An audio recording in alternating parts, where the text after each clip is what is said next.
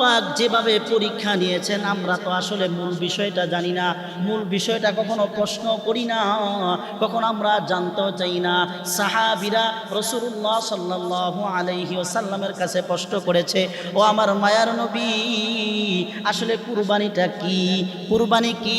নবীজি তাদের প্রশ্নের উত্তরে বলে, সুন্নাতু আবিকুম ইব্রাহিম, কুরবানি হলো তোমাদের পিতা ইব্রাহিমের সুন্নত। আসলে ইব্রাহিম আলাইহিস সালামের সুন্নত, ইব্রাহিম আলাইহিস সালামকে আল্লাহ কিন্তু প্রথমেই বলে নাই ইব্রাহিম তুমি দুম্বা জবাই করো। প্রথমেই বলেছে, প্রথম দিন স্বপ্নে দেখিয়েছে তোমার প্রিয় বস্তু আল্লাহর রাহে কুরবানি করো। তো ইব্রাহিম আলাইহিস সালাম বুঝতে পারে নাই, প্রথম দিন দুম্বা জবাই করলো, তারপর দিনও জবাই করলো, তারপর দিন আবার একই স্বপ্ন দেখতেছে। তখন বুঝে আসলো আসলে প্রিয় বস্তু দ্বারা উট আর দুম্বা এগুলো নয়, প্রিয় বস্তু দ্বারা আমার কাছে সবচেয়ে প্রিয় হলো আমার সন্তান ইসমাইল। তখন ইব্রাহিম আলাইহিস সালাম তার কাছে চললেন, মিনার প্রান্তরে নিয়ে গেল। সংক্ষেপেই বলছি, মিনা বাজারে যাওয়ার পর আসলে আল্লাহ পাক রব্বুল আলামিন দেখেছে যে আল্লাহর কুরবানি হচ্ছে আসলে এটা, যে আল্লাহর হুকুমের সামনে বাবা তার সন্তানের গলার মধ্যে ছুরি চালাবে আর সন্তান বাবার ছুরির নিচে থাকবে। একটুও আল্লাহর হুকুমের ব্যাপারে তারা একটুও দেরি করবে না, একটুও তারা নিজেদেরকে ভয় ভীতি সন্তুষ্ট ভাববে না। এটাই ছিল আসলে মূলত কুরবানি। কুরবানি হচ্ছে আল্লাহর বিষয়ের সামনে, আল্লাহ পাক রব্বুল আলামিনের আইনের সামনে, আল্লাহ পাকের হুকুমের সামনে নিজেদেরকে আত্মসমর্পণ করা আসলে মূলত ছিল এটাই কুরবানি, এটাই ছিল আমাদের মূল শিক্ষা। ফালাম্মা আসলামা ওয়া তাল্লাহু লিল জাবিন ওয়া নাদাইনাহু আইয়া ইব্রাহিম। এই যে কুরবানির ইতিহাস, আল্লাহর রাসূল সাল্লাল্লাহু আলাইহি ওয়াসাল্লামের কাছে সাহাবীরা প্রশ্ন করে, মা হাযিহিল আদাহি ইয়া রাসূলুল্লাহ। আল্লাহর রাসূলের কাছে সাহাবীরা প্রশ্ন করে, নবীজি আমার কুরবানি কি? কুরবানি কি? আসলে আমরা আমাদের সামনে যে কুরবানি আসতেছে, গরুর গোশত আমাদের, রক্ত আমাদের, হাড্ডিও আমাদের, চর্বিও আমাদের, সব কিছু আমাদের, তারপরও আল্লাহ পাক রব্বুল আলামিন কেন বলেছে কুরবানির পশু জবাইয়ের পর পশুর রক্ত মাটিতে পড়ার পূর্বেই কুরবানি দাতাদের গুনাহ আল্লাহ পাক মাফ করে দিবে? সুবহানাল্লাহ। কেন? দেখা যাচ্ছে কুরবানির গোশত আমরা খাচ্ছি, রক্ত সব কিছু আমাদের, তারপরও আল্লাহ পাক রব্বুল আলামিন কেন আমাদের গুনাহ মাফ করে দিবে? এমনও তো হাদিস শরীফের মধ্যে বলা আছে, কুরবানির পশুর প্রত্যেকটা লোমকূপের বিনিময়ে আল্লাহ পাক রব্বুল আলামিন কুরবানি দাতাদেরকে আল্লাহ পাক প্রতিটা লোমকূপের বিনিময়ে প্রত্যেককে সওয়াব দান করবে। আসলে ভাই কুরবানিটা কি আমরা এখনো সঠিকভাবে জানলাম না। আল্লাহ পাকের পয়গম্বর খলিলুল্লাহ আল্লাহ পাক যেভাবে পরীক্ষা নিয়েছেন আমরা তো আসলে মূল বিষয়টা জানি না, মূল বিষয়টা কখনো প্রশ্ন করি না, কখনো আমরা জানতেও চাই না। সাহাবীরা রাসূলুল্লাহ সাল্লাল্লাহু আলাইহি ওয়াসাল্লামের কাছে প্রশ্ন করেছে, ও আমার মায়ার নবী, আসলে কুরবানিটা কি? কুরবানি কি?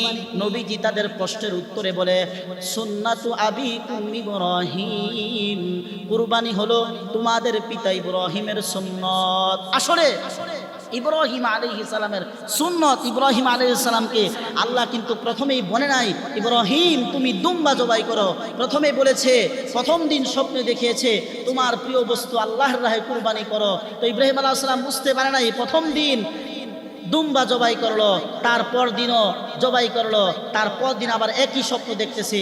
তখন বুঝে আসলো আসলে প্রিয় বস্তু দ্বারা উট আর দুম্বা এগুলো নয়, প্রিয় বস্তু দ্বারা আমার কাছে সবচেয়ে প্রিয় হলো আমার সন্তান ইসমাইল।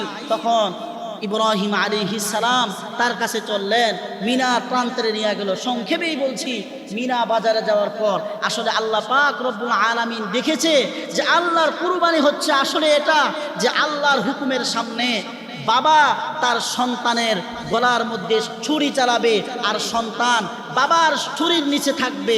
একটুও আল্লাহর হুকুমের ব্যাপারে তারা একটুও দেরি করবে না, একটুও তারা নিজেদেরকে ভয় ভীতি সন্তুষ্ট ভাববে না। এটাই ছিল আসলে মূলত কুরবানি। কুরবানি হচ্ছে আল্লাহর বিষয়ের সামনে, আল্লাহ পাক রব্বুল আলামিনের আইনের সামনে, আল্লাহ পাকের হুকুমের সামনে নিজেদেরকে আত্মসমর্পণ করা আসলে মূলত ছিল এটাই কুরবানি, এটাই ছিল আমাদের মূল শিক্ষা। আসলে আমরা কুরবানি আসলে বিষয়টা কি, রক্ত আমাদের, গোশত আমাদের, চর্বি সব কিছু আমাদের, তারপরও আল্লাহ পাক রব্বুল আলামিন কেন আমাদেরকে সওয়াব দান করবে?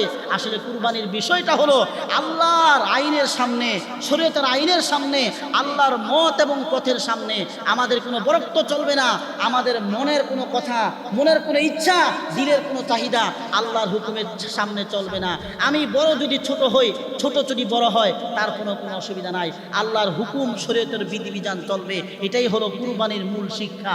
আজকে ইব্রাহিম আলাইহিস সালামকে আল্লাহ পাক সন্তান দিয়া পরীক্ষা করেছে, আমাদেরকে তো আল্লাহ পাক রব্বুল আলামিন কুরবানিটা সেভাবে নিচ্ছে না, আমাদেরকে সাময়িকভাবে ধন সম্পদের মাধ্যমে, পশু কুরবানির মাধ্যমে, যাতে করে আমাদের ভিতরে লোভ, লালসা, ইচ্ছা, অহংকার, তাকাব্বুরি, বরক্ত এগুলো যদি আমাদের কাছ থেকে দূরে সরে না যায়, তাহলে আসলে পশুর কুরবানি হবে, মনের পশুর কুরবানি হবে না। আর যে ব্যক্তির আসলে পশু কুরবানি দেওয়া গোশত খাবে আর তার ভিতরগতভাবে ঠিক হলো না, মনের পশুত্বের কুরবানি হলো না, আসলে তার কুরবানি কবুল হবে না, তার কুরবানি কবুল হবে না। কুরবানি কবুল হওয়ার জন্য কিছু শর্ত রয়েছে। এক নাম্বার শর্ত হলো নিয়তকে পরিশুদ্ধ করতে হবে, বিশুদ্ধ করতে হবে। কুরবানি ঈদের পরে আমার ছেলের বিয়া, কুরবানি ঈদের পরে আমার মেয়ের বিবাহ, আমার ছেলের সুন্নতে খতনা মুসলমানি হবে, এজন্য আমি বড় গরু কুরবানি দেই যাতে এক কাজে দুই কাজ সেরে ফেলতে পারি। না বাবা, আসলে এগুলো কোনো নিয়ত নয়, এগুলো কোনো ইচ্ছা নয়। কুরবানি হবে একমাত্র আল্লাহর নামে, আল্লাহর জন্য, আল্লাহর রাহে কুরবানি হবে। কোনো এই ইচ্ছা সেই ইচ্ছা, অনেক মানুষ দেখা যায়, হ্যাঁ, মনে করে আমি মেয়ে বিবাহ দিছি, হ্যাঁ, মেয়ের বাড়িতে রান দিতে হবে, আমার টাকা পয়সা নাই, কিস্তি তুলে হইলেও কুরবানি দেয়, এমন লোক আছে না নাই? এই কুরবানি হবে না। কে কি বলুক আর না বলুক, যদি সাধ্য না থাকে কুরবানি না দেব, আর যদি সাধ্য থাকে অবশ্যই অবশ্যই দিতে হবে। কে আমার কি বললো বা কি না বললো এই ভেবে যদি কুরবানি দেন, তাহলে আপনার কুরবানি হবে না। কুরবানি একমাত্র হবে শুধুমাত্র কেবলমাত্র ওই রবকে সন্তুষ্টি করার জন্য। যদি রবকে সন্তুষ্টির জন্য কুরবানি হয়, অবশ্যই আপনার কুরবানি আল্লাহর দরবারে কবুল হবে। অন্যথায় আপনাকে এক নম্বরে নিয়তকে পরিশুদ্ধ বিশুদ্ধ করতে হবে। আর যদি নিয়তের মধ্যে বেজাল আর গরমিল থাকে, আপনার কুরবানি কবুল হবে না। এমন তো ভাই আছে, দেখা যায় সমাজের মধ্যে 7 শরীকের মধ্যে কুরবানি হয়, 6 জন মানুষ ভালো, 1 জন খারাপ। অবশ্যই হাদিস শরীফ থেকে এমনই পাওয়া যায়, একজনের মধ্যে যদি বেজাল থাকে কুরবানি কাহারও হবে না। এজন্য কুরবানি দেবার ক্ষেত্রে 7 জনে যদি দেন, 5 জনে দেন, 6 জনে দেন, 4 জনে দেন, 3 জনে দেন, তাহলে অবশ্যই ভালো মানুষের সঙ্গে, ভালো দাতা দেখে একত্রে হালাল পয়সায় কুরবানি দিতে হবে। হারাম যদি সংমিশ্রণ হয়, এখানে যদি নিয়তের মধ্যে গরমিল থাকে, হারাম থাকে, রিয়া থাকে, তাকাব্বুরি থাকে, ইখলাস যদি না থাকে, তাহলে এই কুরবানি হবে না।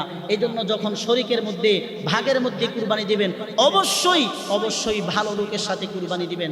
আর যদি না হয়, এভাবে যদি ভালো লোক না পান, আপনি গরু কুরবানি কি প্রয়োজন, অল্প টাকায়, হ্যাঁ, একটা সুন্দর একটা বকরি দেন আল্লাহকে রাজি খুশি করার জন্য, এটাই আপনার জন্য যথেষ্ট হবে, এটা আপনার কবুলের মাধ্যম হবে। আপনাকে বড় গরুতে শরীক হতে হবে না, বড় গরু দেখে কুরবানি দিলেই কাম হবে না, দিতে পারবেন, খেতে পারবেন, সময় চলে যাবে, আখিরাতে আল্লাহর সামনে কোনো জবাবদাহিতা, কোনো কিছু আর বলা থাকবে না, আর কুরবানি কবুলও হবে না। এজন্য পেয়ারা হাজিরিন, আমরা কুরবানি দেব শুধুমাত্র আল্লাহর খুশির জন্য, হ্যাঁ, আল্লাহর নামে। অনেকে অনেকে বলে আমার নামে, অমুকের নামে, তমুকের নামে, না, কুরবানি হবে শুধুমাত্র কেবলমাত্র, এই ভুলটা আমরা অনেকেই করে থাকি। কুরবানি হবে একমাত্র আল্লাহর নামে, আমাদের পক্ষ থেকে, আল্লাহর নামে আমাদের পক্ষ থেকে হবে কুরবানি। তাহলেই আল্লাহ পাক রব্বুল আলামিন আমার আপনার কুরবানিগুলোকে কবুল করবে। অন্যথায় কুরবানি হবে গোশত খাবেন, লা ইয়ানালাল্লাহু লুহুমুহা ওয়ালা দিমাউহা ওয়ালাকিন ইয়ানালুহুত তাকওয়া মিনকুম। আল্লাহ পাক বলে, তোমাদের রক্ত, গোশত, হাড্ডি, গোশত কোনো কিছুই আমি রবের কাছে পৌঁছাই না, শুধু পৌঁছে তোমাদের দিলের অবস্থাটুকু। তোমাদের দিলের অবস্থা যদি ভালো হয়, অবশ্যই আল্লাহ পাক তোমাদের কুরবানিকে কবুল করবে। আসুন আমরা পিয়ারা হাজিরিন, আমরা কুরবানি করব, একমাত্র নিয়তকে পরিশুদ্ধ করব, ইখলাসের সহিত, রিয়া মুক্ত করে, অহংকার মুক্ত করে, তাকাব্বুরি মুক্ত করে, আল্লাহকে রাজি খুশি করার জন্য হালাল ইনকাম থেকে, হালাল উপার্জিত অংশ থেকে আমরা কুরবানি করব। আল্লাহ আমাদেরকে সেই তৌফিক দান করুক। আরেকটি বিষয় হলো, সামনে আমাদের আসতেছে 9 জিলহজ ফজর থেকে 13 জিলহজ আসর পর্যন্ত মোট এই 5 দিন 23 উক্ত ফরজ নামাজের পরে পুরুষ বাবা ভাইয়েরা ফরজ নামাজের পরে কমপক্ষে একবার উচ্চ আওয়াজে বলা ওয়াজিব। আমার মা বোন যারা আছেন আপনারা এই তাকবীরে তাশরিকটুকু হ্যাঁ আপনারা নিম্ন আওয়াজে কমপক্ষে আপনাদের জন্য বলা একবার ওয়াজিব। এজন্য সকলেই এই আপনারা তাকবীরগুলো 9 জিলহজ ফজর থেকে তারপরে 13 জিলহজ আসর পর্যন্ত এই মোট 5 দিন 23 ওয়াক্ত নামাজে এই তাকবীরটা পুরুষদের জন্য উচ্চ আওয়াজে, মা বোনদের জন্য হালকা নিজে নিজের জন্য শোনেন আস্তে আওয়াজে এটা বলা ওয়াজিব। আমরা এটা আদায় করব। আল্লাহ পাক রব্বুল আলামিন আমাদেরকে সেই তৌফিক দান করুন।